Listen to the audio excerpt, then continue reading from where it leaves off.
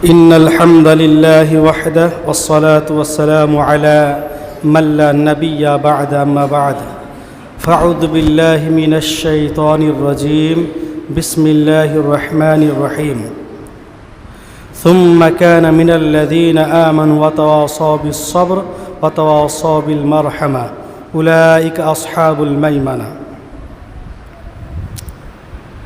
শ্রদ্ধেয় সম্মানিত ইসলাম দরদি মুসাল্লিগণ, মায়েকেরা ও শ্রবণকারী সরলা মুমিনা মা খালা বোনেরা, যাবতীয় প্রশংসা সে মহান আল্লাহ তাআলার জন্যই, যে মহান আল্লাহ তাআলা আমাদেরকে সংক্ষিপ্ত আলোচনা শোনার জন্য মসজিদে নিয়ে এসেছেন। তাই আমরা সেই মহান সত্তার প্রশংসা বলি আলহামদুলিল্লাহ। অতঃপর দরুদ ও সালাম বর্ষিত হোক নবী মুহাম্মদ রাসূলুল্লাহ সাল্লাল্লাহু আলাইহি ওয়াসাল্লামের উপর। আল্লাহুম্মা সাল্লি আলাইহি আল্লাহুম্মা বারিক আলাইহি।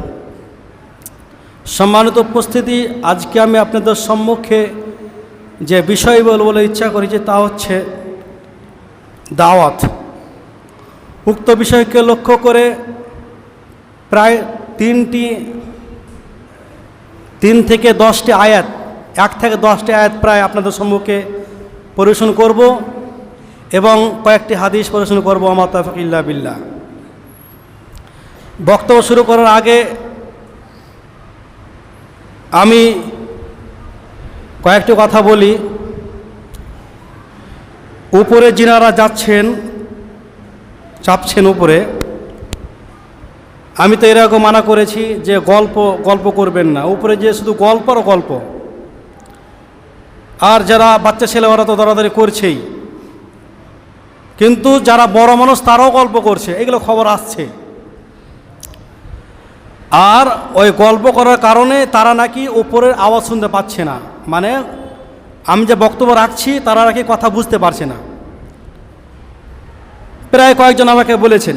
সুতরাং আমি আপনাদেরকে বলবো, যিনারা উপরে যাবেন, উপরে গল্প না করে, আর যেসব ছেলেগুলো দরাদরি করছে তাদেরকে একটু মেহেরবানি করে নিষেধ করার চেষ্টা করবেন। এবং আমি এই কথাটি শুধু নতুন নয়, প্রায় অনেক দিন থেকে শুনে আসছি যে উপরে আওয়াজ হয় না বা বুঝতে পারে না। তাই আমি যেনারা মসজিদ কমিটি আছেন ওদেরকে আমি বলবো যে আপনারা একটু লক্ষ্য করবেন, যাতে করে মসজিদের মাইক ঠিক থাকে, বক্স ঠিক থাকে, মানুষ যেন বুঝতে পারে কথাগুলো। কথা যদি বুঝতে না পারে তাহলে বক্তব্য দেওয়ার মানে কি হলো? জি, এই জন্য আমি বলবো যে মাইক বক্স এগুলো একটু ঠিক রাখতে হবে। যদি সেগুলো ঠিক করার পরে যদি ঠিক না হয় তাহলে পাল্টাতে হবে। মাইক মেশিন উভয় যদি খারাপ থাকে তাহলে। যাই হোক, আরেকটি কথা, সব কথা বলা হয়েছে, তারপর বলতে হচ্ছে, সালাম ফিরানোর পরে সকলেই সুন্নাত তো পড়ে এনে গিয়ে বাইরে যে বাজার বসে, ওই বাজারে গিয়ে শুধু হইচই। যারা মসজিদ সুন্নাত পড়ছে তাদের অসুবিধা হচ্ছে।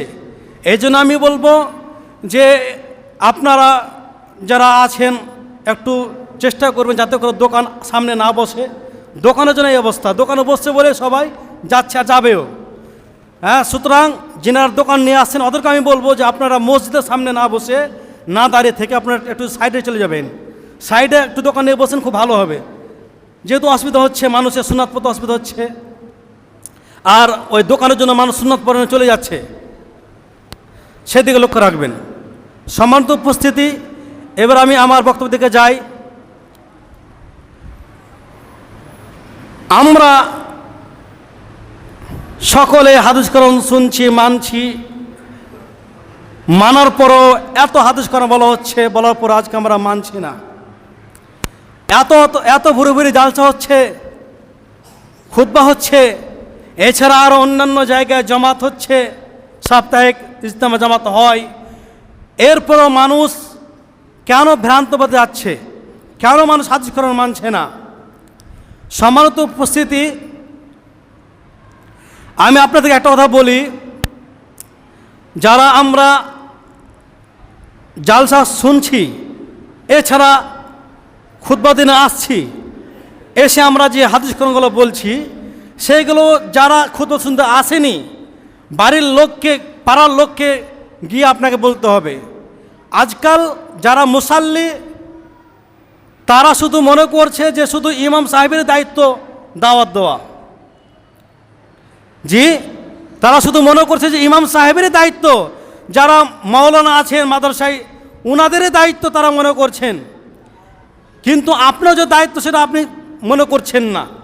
আজকে আমি আপনি বক্তব্যের মাঝে যতগুলো হাদিস কোরআন শুনছি বা শুনে আসছি, আমরা এইগুলো গিয়ে যারা জানে না তাদের কাছে পৌঁছে দিই না। শুনলাম, শুনে থেকে গেলাম, কোনো আমল নাই, কাউকে বলার কোনো প্রয়োজন মনে করে না, কেউ বলছে না। এই জন্য আমাদের এই অবস্থা, ইসলাম ধর্মের এই অবস্থা। জি, আজকে আমরা ইসলামকে আঁকড়ে হতে পারিনি, আজকে আমরা ইসলামকে মজবুত করে হতে পারিনি, এই জন্য আমাদের এই অবস্থা, আমাদেরকে মার খেতে হচ্ছে। সম্মানিত উপস্থিতি, আমরা সকলে অবগত হয়েছি, জেনেছি যে আমাদের পশ্চিম বাংলাতে বিজেপি সরকার এসে গেছে। যদিও তারা ভালো করবে কি খারাপ করবে আমরা সেটা জানি না, কেউ জানে না। তবে আমরা আরও অন্যান্য রাজ্যের খবর শুনে আসছি যে কত তারা জুলুম অত্যাচার করছে ইসলামকে নিয়ে। তারা জিতেছে, জেতার পরে এখন পর্যন্ত কোনো মন্ত্রী হওয়ার মানে সরকার এখন পর্যন্ত গঠন হয়নি, তার আগে মসজিদ, মাদ্রাসা, ঈদগাহ তারা ভাঙতে শুরু করে দিয়েছে। কখন জাগবেন? আপনার কাছে কি হাদিস কোরআন পৌঁছায়নি? শুধু কি আলেম ওলামার দায়িত্ব? এগুলো কেন হচ্ছে? আমি বলছি না যে ওরা না জিতুক, বলছি না, যার যেটা ভাগ্য আছে ওটা হবেই, জিতবেই। হারা জিত লেগে আছে মানুষের, যদি হার জিত না হয় তাহলে তো কিছু নেই, হার জিত আছেই। এই জন্য আমি আপনাকে বলবো যে হাদিস কোরআন শুনছেন, মানেন, এবং লোকদেরকে আপনিও পৌঁছে দিন লোকদের কাছে, সেটা আপনার দায়িত্ব। সম্মানিত উপস্থিতি, আল্লাহ তাআলা বলছেন সূরা হামিম সিজদা, অন্যথায় সূরা ফুসিলাত আয়াত নম্বর 33-34 মধ্যে বলছেন, ওমান আহসানু কওলাম মিম্মান, ওই ব্যক্তির কথার চেয়ে কার কথা উত্তম হতে পারে? ভালো করে শুনুন, আমি আপনাকে বলছি, আমি নিজেকে বলছি, আমি আলেমদেরকে বলছি, আমি ইমাম সাহেবকে বলছি, সবাইকে বলছি। আল্লাহ তাআলা বলছেন যারা দাওয়াত দেয়, যারা আল্লাহর পথে মানুষকে ডাকে, তাদের সম্পর্কে আল্লাহ তাআলা বলছেন যে ওমান আহসানু কওলাম মিম্মান, ওই ব্যক্তির কথার চাইতে কার কথা উত্তম হতে পারে? দাআ ইলাল্লাহ, যে আল্লাহর পথে দাওয়াত দেয়, মানুষকে আহ্বান করে, ডাকে, এবং দাআ ইলাল্লাহ ওয়া আমিলা সালিহান, আর কি করে? নেক আমল করে, ভালো আমল করে, সৎকর্ম করে। ওয়াকালা ইন্নানি মিনাল মুসলিমিন, এবং সে বলে যে নিশ্চয় আমি মুসলিমদের মতো অন্তর্ভুক্ত। সম্মানিত উপস্থিতি, আমরা অত আয়াতে বুঝতে পারলাম যে আল্লাহ তাআলা তিনি বলতে চাচ্ছেন ওদেরকে, ওদের কথা উত্তম বলতে চাচ্ছেন যারা মানুষকে আল্লাহর পথে ডাক দেবে, যারা মানুষকে আল্লাহর পথে ডাকবে, আহ্বান করবে। আপনি যে দুনিয়াবি কথা বলছেন আর অন্যান্য কথা বলছেন, যতগুলো আপনি দুনিয়াতে ভালো কথা বলছেন, তার মধ্যে সবচেয়ে উত্তম ভালো কথা হলো মানুষকে আপনি আল্লাহর পথে ডাকবেন। ডাকা মানে আজকে আপনি এখানে হাদিস কোরআন শুনলেন, শোনার পর আপনি মানুষকে সেগুলো বললেন, আপনি নিজে আমল করলেন, বাড়িঘর ছেলে মেয়েদেরকে শিক্ষা দিলেন, বললেন, আপনি অন্যান্য শিক্ষা অর্জন করছেন, ওর চাইতে হাজার হাজার গুণ, মানে এর কোনো গুণই নেই, মানে সংখ্যাই নেই। আপনি বলবেন 1000 গুণ, 10,000 গুণ, জি না, কোনো সংখ্যাই নেই, মানে এত উত্তম যে কোনো সংখ্যাই নেই। সম্মানিত উপস্থিতি, সুতরাং আমরা যদি এই মর্যাদা লাভ করতে চাই তাহলে আমাদের উচিত যে মানুষকে আল্লাহর পথে ডাক দেওয়া, আহ্বান করা, ডাকতে হবে, নিমন্ত্রণ করতে হবে। যারা আমরা নামাজ পড়ি না তাদেরকে বলতে হবে। সম্মানিত উপস্থিতি, আজকে দেখুন অনেকেই মসজিদে এসেছেন, নিচতলা উপরতলা ভর্তি হয়ে যাবে, আসরে এইসব লোকগুলোকে আর দেখা যাবে না। যদিও পাড়ায় পাড়ায় মসজিদ আছে বলে যে প্রত্যেক মসজিদ ভর্তি হয়ে যাবে জি না, সকলে যে আসরে নামাজ পড়তে যাবেন জি না, কেউ যাবেন না। যদিও বলা হয়েছে যে মানুষের যদি নামাজ ঠিক না থাকে কিয়ামতের দিন মানুষের সকল আমল বাতিল হয়ে যাবে, ধ্বংস হয়ে যাবে। আপনি হাদিস জানেন না? আপনার কাছে কি এই কথাগুলো পৌঁছায়নি? পৌঁছে গেছে, তারপর আমরা আমল করছি না। জি, আল্লাহ তাআলা অত রাতে কি বলছেন? ওয়া আমিলা সালিহান, এবং নেক আমল করলো, নেক আমল করেছে। শোনার পরে, বলার পরে আপনি বললেন, নিজে আমল করলেন, নিজে আমল করবেন, তারপরে আপনি যে কথাগুলো বলবেন, তারপর আপনি কী হবেন? উত্তম হবেন, ভালো হবেন। তিনি আরও বলছেন, ওয়ালা তাস্তাবিল হাসানা ওয়ালা সাইয়্যা, সৎ এবং অসৎ সমান হতে পারে না। সৎ এবং অসৎ, ভালো আমল এবং মন্দ আমল সমান হতে পারে না। সুতরাং ইদফা বিল্লাতি হিয়া আহসান, সুতরাং মন্দকে প্রতিহত করো, মন্দকে ধ্বংস করো ভালো দ্বারা। ফাইদাল্লাযী বাইনাকা ওয়া বাইনাহু আদাওয়া, দেখবে তোমার মধ্যে এবং তার মধ্যে যে শত্রুতা রয়েছে, দুশমনী রয়েছে, কাআন্নাহু আলিয়ুন হামিম, অন্তরঙ্গ বন্ধু হয়ে যাবে। সম্মানিত উপস্থিতি, আমরা অত্র দ্বিতীয় আয়াতে আমরা কি বুঝতে পারলাম? যে ভালো এবং মন্দ সমান হতে পারে না। সুতরাং মন্দকে ধ্বংস করো ভালো দ্বারা, মন্দকে ধ্বংস করো ভালো দ্বারা।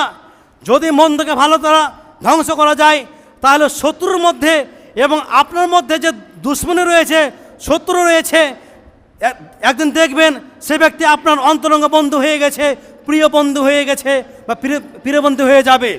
সম্মানিত উপস্থিতি, আমি আপনাকে আরও বুঝাতে চাই, বলতে চাই যে মন্দ এবং ভালো সমান হতে পারে না। তারপরে হাদিসে আয়াতে কি বলছেন? ইদফা বিল্লাতি হিয়া আহসান, মন্দকে ধ্বংস করো ভালো দ্বারা। কোনো ব্যক্তি যদি আপনাকে গালি দেয়, কোনো ব্যক্তি যদি আপনাকে মারধর করে, তাহলে আপনি ঘুরে তাকে মারতে লাগবেন না, তাকে গালি দিবেন না। জি, সে যদি ভুল পথে থাকে, তাহলে আপনাকে ভালো কথা বলে তাকে বন্ধু রূপে গ্রহণ করতে হবে। কেউ যদি আপনাকে গালি দেয়, তাহলে আপনি ঘুরিয়ে গালি দিবেন না। এ সম্পর্কে আলোচনা করা হয়েছে যে কেউ যদি ঘুরিয়ে গালি দেয়, তারপর ঘুরিয়ে গালি দিয়ে দেয়, তাহলে সে ব্যক্তি গুনাহগার হবে। আর যদি সে ব্যক্তি যাকে আপনি গালি দিয়েছেন, সেই ব্যক্তি যদি গালি না দেয়, তাহলে আপনি গুনাহগার হবেন, ওই ব্যক্তি গুনাহগার হবেন না। সম্মানিত উপস্থিতি, তাহলে আমি আপনাকে বলতে চাই, মন্দকে ধ্বংস করতে হবে ভালো দ্বারা। কোনো ব্যক্তি খারাপ কাজ করছে, নোংরা কাজ করছে, তাকে ভালো কথা দিয়ে বুঝিয়ে দেন, ভালো কথা দিয়ে তার মন্দ কাজকে ধ্বংস করেন।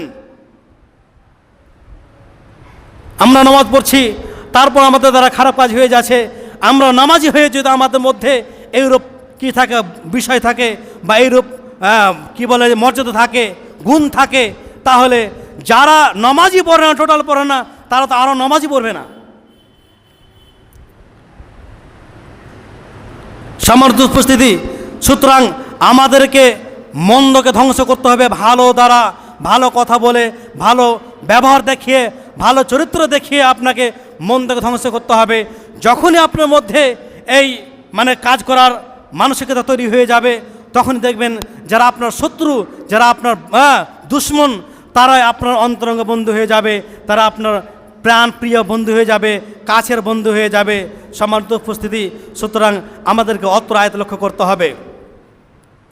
তারপর আয়াত আল্লাহ তাআলা বলছেন সূরা বালাদ আয়াত নম্বর 17-18, সুম্মা কানা মিনাল্লাযীনা আমানু ওয়াতাওয়াসাউ বিস-সাবর ওয়াতাওয়াসাউ বিল মারহামা উলাইকা আসহাবুল মাইমানা।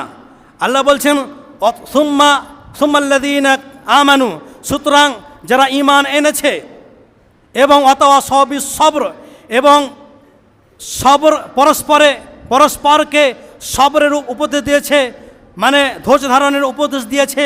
ওয়াতাওয়াসাউ বিল মারহামা, এবং পরস্পরকে দয়া করার কি দিয়েছেন? উপদেশ দিয়েছে।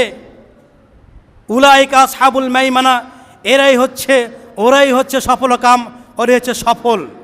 সম্মানিত উপস্থিতি, আমরা উক্ত আয়াত দুটি দ্বারা বুঝতে পারলাম, যারা ঈমান এনেছেন, যারা নামাজি হয়েছেন, যারা আল্লাহকে ভয় করেন, যারা আল্লাহকে খুশি করেন, যারা আল্লাহকে খুশি করার জন্য, আল্লাহকে সন্তুষ্ট করার জন্য ইবাদত করেন, ঈমান এনেছেন, তারা অবশ্যই আপনাকে, যারা ভালো কাজ করে না, যারা মন্দ কাজ করছে, তাদেরকে সবরের কি দেন, উপদেশ দেন, তাদেরকে দয়া করার উপদেশ দেন।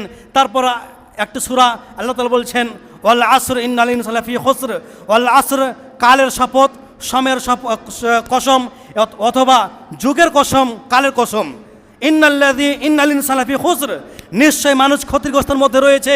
ইল্লাল্লাযীনা আমানু ওয়া তাওয়াসাউ বিস সবর ওয়া তাওয়াসাউ বিল হক, ইল্লাল্লাযীনা আমানু ওয়া আমিলুস সলিহাত, তবে তারা ব্যতীত, ইল্লাল্লাযীনা আমানু, যারা ঈমান এনেছে, ওয়া আমিলুস সলিহাত, এবং নেক আমল করেছে, ভালো আমল করেছে, ওয়া তাওয়াসাউ বিল হক, এবং পরস্পরকে হকের দাওয়াত দিয়েছে, হকের উপদেশ দিয়েছে, ওয়া তাওয়াসাউ বিস সবর, এবং পরস্পরকে সবরের বা ধৈর্য ধারণের উপদেশ দিয়েছে, তারে সফল কাম। সম্মানিত উপস্থিতি, আমরা উক্ত সূরা দ্বারা বুঝতে পারলাম যে নিশ্চয় মানুষ ক্ষতির মধ্যে রয়েছে। জি, নিশ্চয় মানুষ ক্ষতিগ্রস্তের মধ্যে রয়েছে, তবে তারা ব্যতীত যারা ঈমান এনেছে এবং ভালো আমল করেছে, সৎ আমল করেছে, তারা নয়। সম্মানিত উপস্থিতি, আমি আপনাকে বলতে চাই, আপনি যদি ক্ষতিগ্রস্তের মধ্যে অন্তর্ভুক্ত হতে না চান, তাহলে আপনাকে অবশ্যই কি করতে হবে? ধৈর্য ধারণ করতে হবে এবং হকে দাওয়াত দিতে হবে। যদি আপনার কষ্ট হোক না কেন, আজকে আমরা দাওয়াতে অবহেলা করছি, আজকে আমরা মানুষকে উপদেশ দিচ্ছি না। জি, আজকে আমরা নিজে শিখে বসে আছি, আজকে আমরা আলেম হয়ে ঘরে বসে আছি, আজকে আমরা মৌলানা হয়ে ঘরে বসে আছি, আজকে আমরা মুন্সি হয়ে ঘরে বসে আছি, আজকে আমরা মুফতি হয়ে ঘরে বসে আছি, আজকে আমরা মানুষকে দাওয়াত দিচ্ছি না, আজকে আমরা মানুষকে ভালো পথে নিয়ে আসছি না।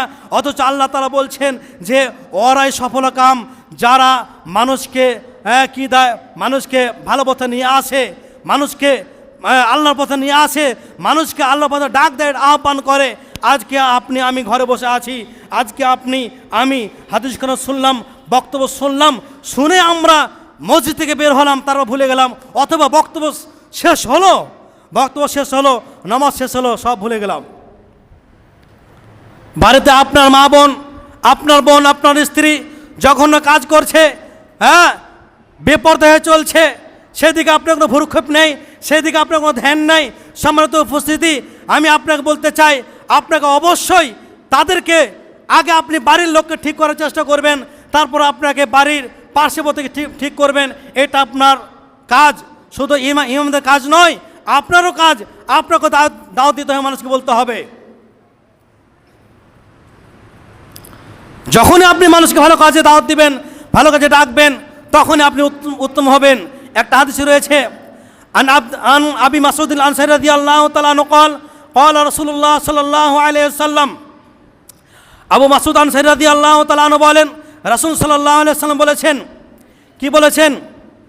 যে ব্যক্তি মানুষকে কল্যাণের পথে ডাক দিবে, যে ব্যক্তি মানুষকে কল্যাণের পথে ডাকবে, সে ব্যক্তি ওই ব্যক্তির সমপরিমাণ নেকি পাবে। ফাইলিহি, সে যদি ওই পথে চলে তাহলে।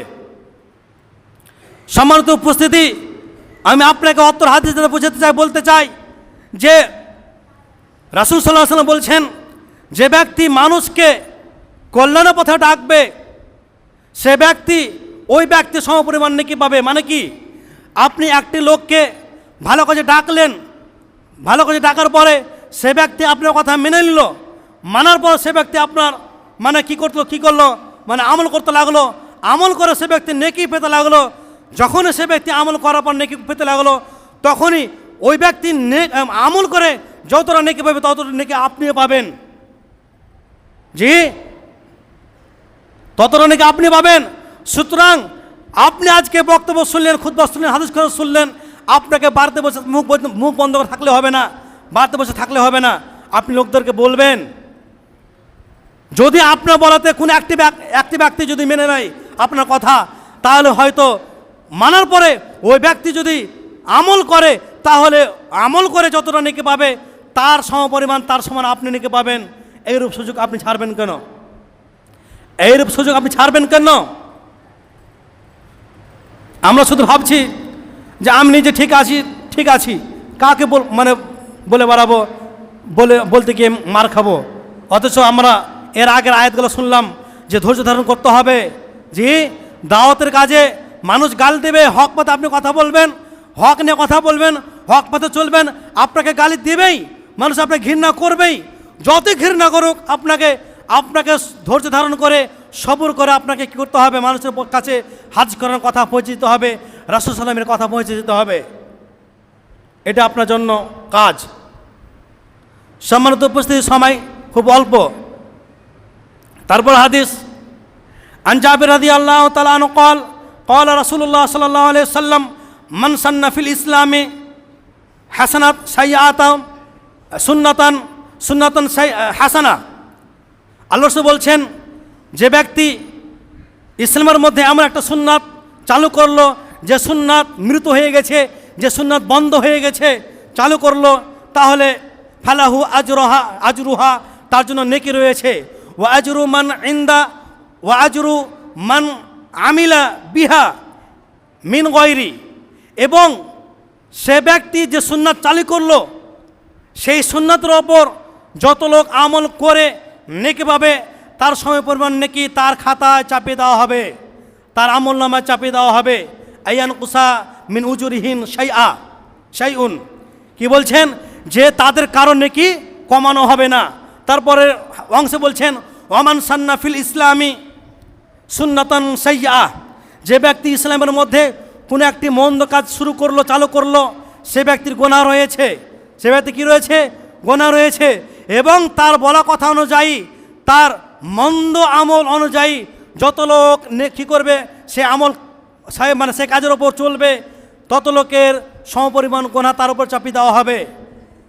জি, চাপিয়ে দেওয়া হবে। আইয়ান কুসা মিন আরজাহুম শাইউন, আল্লাহ রাসূল বলছেন যে যত নাকি মানে গুনাহ করবে, যত গুনাহ করবে, যত লোক ওর কথা অনুযায়ী চলবে, সব লোকের সমান গুনাহ তার উপর চাপিয়ে দেওয়া হবে, তাদের কারো গুনাহ কম করা হবে না। হাদিস মুসলিম মিশকাত হাদিস নাম্বার 210, তার আগে হাদিস মুসলিম মিশকাত হাদিস নাম্বার 209। সম্মানিত উপস্থিতি, আমরা উক্ত হাদিস দ্বারা বুঝতে পারলাম যে কোনো ব্যক্তি ইসলামের মধ্যে কোনো একটি আমল বন্ধ হয়ে গেছে, সুন্নাত বন্ধ হয়ে গেছে, সেই সুন্নাতকে যে ব্যক্তি চালু করবে তার জন্য নেকি রয়েছে।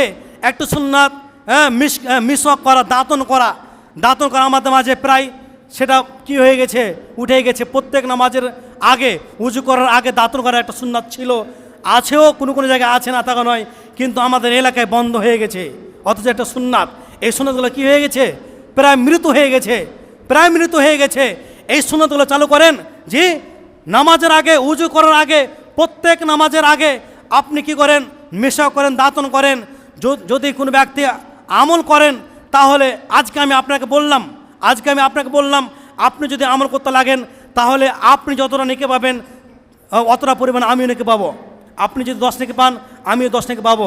এইরূপভাবে আপনি কাউকে বলবেন কোনো আমল, কোনো সুন্নাত, তাহলে আপনারও খাতায় ওই পরিমাণ, যে পরিমাণ ওই ব্যক্তি আমল করে নেকি পায়, অতটা পরিমাণ আপনি নেকি পাবেন। সম্মানিত উপস্থিতি, সুতরাং আমরা বুঝতে পারলাম এটা হচ্ছে দাওয়াতের গুরুত্ব। আপনাকে মানুষকে বলতে হবে, দাওয়াত দিতে হবে। রাসূল সাল্লাল্লাহু আলাইহি ওয়াসাল্লাম বলছেন যে আল্লাহ তাআলা ওই ব্যক্তির মুখমণ্ডল উজ্জ্বল করুন, যে ব্যক্তি আমার কোনো একটা হাদিস কী করলো, শুনে মানুষের কাছে পৌঁছে দিল বা পৌঁছে দেয়, যেভাবে সে শুনলো সেইভাবে মানুষের কাছে পৌঁছে দেয়। সম্মানিত উপস্থিতি, আমরা উক্ত হাদিস দ্বারা বুঝতে পারলাম, হাদিস মিশকাত হাদিস নাম্বার হচ্ছে আপনার 230 নম্বর হাদিস। আমরা কি বুঝতে পারলাম উক্ত হাদিসে, যে রাসূল সাল্লাল্লাহু আলাইহি ওয়াসাল্লাম বলছেন আল্লাহ তাআলা সেই ব্যক্তির মুখমণ্ডল উজ্জ্বল করুন, আলোকিত করুন, যে ব্যক্তি আমার কোনো একটা হাদিস শুনলো এবং শোনার পরে সেই পরিমাণ লোকদের কাছে পৌঁছে দিল যেভাবে শুনেছে। সুতরাং আমি আপনাকে বলবো, আজকে নয়, সারা জীবন আপনি যতদিন বেঁচে থাকবেন, আপনি যেভাবে হাদিস শুনবেন, হাদিস শোনার পর আপনি লোকদেরকে বলবেন, তাহলে আপনার উপর রাসূল সাল্লাল্লাহু আলাইহি ওয়াসাল্লাম এইরূপ দোয়া করেছেন যে আল্লাহ তাআলা যেন আপনার চেহারাকে কি করেন, নূরে উজ্জ্বল করে রাখেন, ঝলকময় করে রাখেন। সম্মানিত উপস্থিতি, সুতরাং আমরা বুঝতে পারলাম সময় শেষ হয়ে গেছে, এখনও অনেক হাদিস কোরআন বাকি রয়েছে। ইনশাআল্লাহ আমি আবার চেষ্টা করব কুরবানি পরে, যেহেতু সামনে কুরবানি আসছে, সামনে জুমা, তারপর জুমা, কুরবানির সময় আলোচনা করতে হবে, এজন্য আমি আর বিষয় আগাচ্ছি না। ইনশাল্লাহ কুরবানির পরে আমি আপনাদের সম্মুখে আবার আলোচনা করব। হ্যাঁ, তাই আমি শেষে বলবো আল্লাহ তাআলা যেন আমাদেরকে আমরা যে হাদিস কোরআন শুনলাম, যে পরিমাণ শুনলাম, যেভাবে শুনলাম সেভাবে আমরা যেন মানুষের কাছে পৌঁছে দিই। আল্লাহ তাআলা যেন আমাদেরকে তৌফিক দেন। আরেকটা কথা বলে দিই, আমরা খুতবা শুনছি, শোনার পরে বাড়িতে বসে থাকছি, আলেম ওলামা তাদেরকে আমি বলছি যে সাপ্তাহিক একদিন করে গ্রামে বের হতে হবে। যারা নামাজ পড়েন না বা নামাজ পড়ে না তাদের কাছে যেতে হবে। না গেলে এভাবে বলে হবে না। খুতবা তো মানুষ শুনছে, অনেক হাদিস কোরআন শুনলে, হ্যাঁ অনেক হাদিস কোরআন আমি নিজেই বললাম, কত হাদিস কোরআন বললাম, তারপরে মানুষ কেন মানে সঠিক পথে ফিরে আসে না। এই জন্য শুধু মসজিদে খুতবা দিয়ে হবে না, মসজিদে বক্তব্য দেওয়া হবে না, মানুষের কাছে যেতে হবে। যে প্রত্যেক সপ্তাহে একদিন করে হয় আসরের পর বা মাগরিব পরে যে কোনো সময় যেতে হবে, যে মানুষকে দাওয়াত দিতে হবে। জি, আল্লাহ যেন আমাদেরকে তৌফিক দেন। সকল বলেন আমিন। ওয়া মা আলাইনা ইল্লাল বালাগ।